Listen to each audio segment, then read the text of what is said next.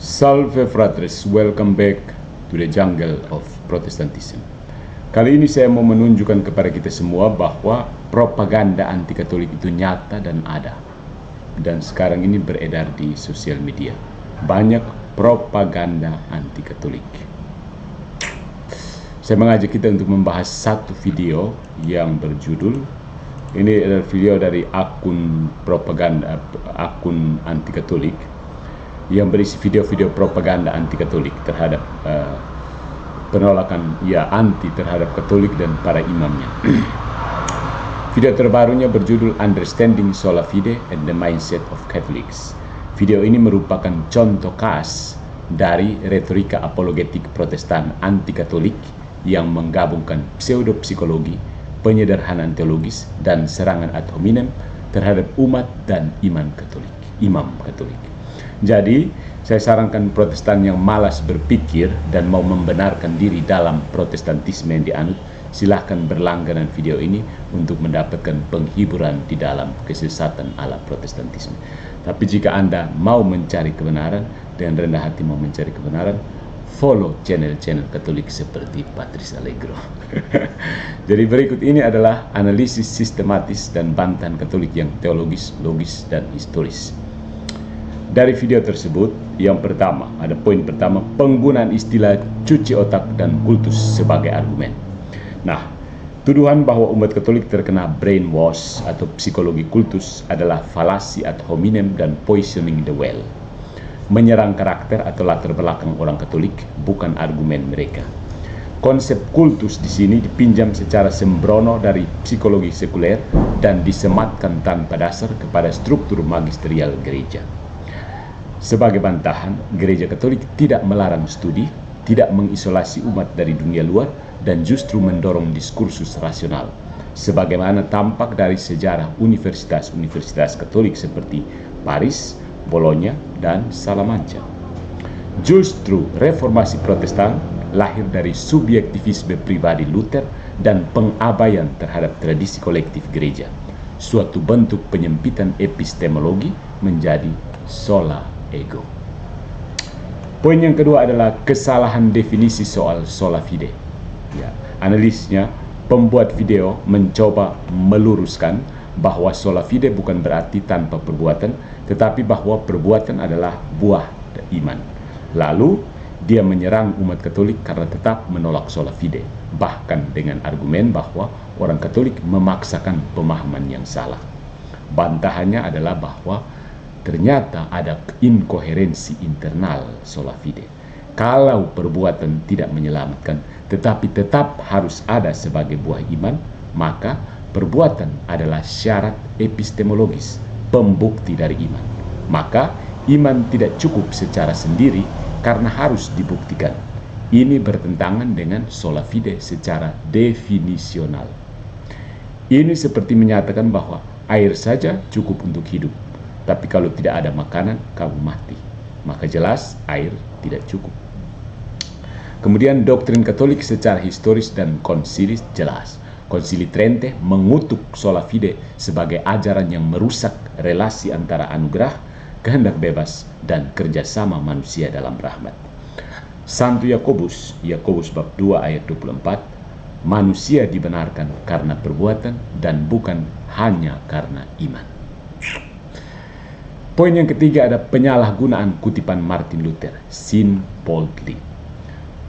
Pembuat video membela Luther dari tuduhan bahwa ia menyuruh orang berdosa dengan alasan konteksnya adalah tentang percaya lebih besar pada Kristus.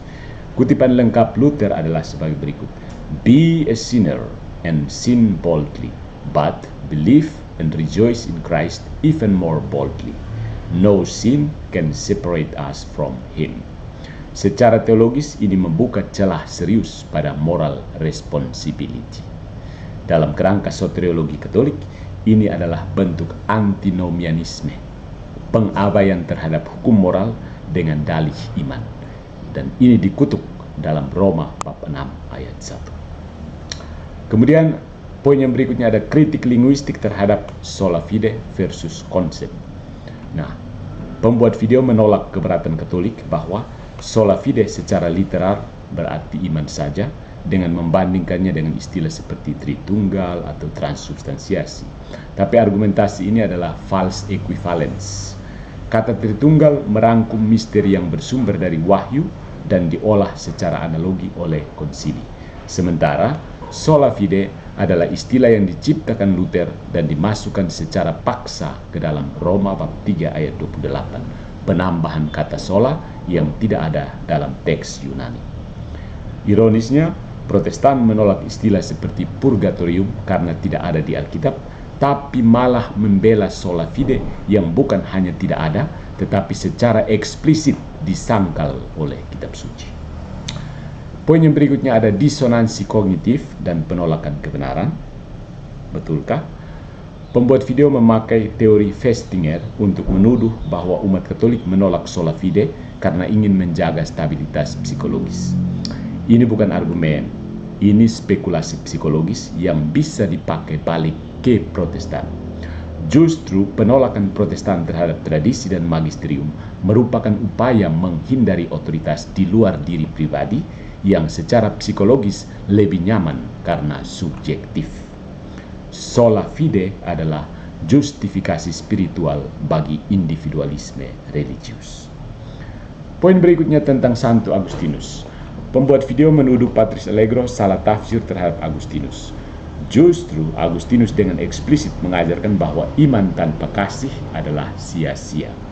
Non omnia fides salva est, sed que per caritatem operatur. De Trinitate, buku ke bab 15 ayat 18 ya. Bukan setiap iman yang menyelamatkan, tetapi iman yang bekerja dalam kasih. Tidak ada bapak gereja yang mengajarkan iman doang yang menyelamatkan. Sebaliknya, mereka semua mengakui bahwa iman, kasih, dan perbuatan terintegrasi dalam keselamatan.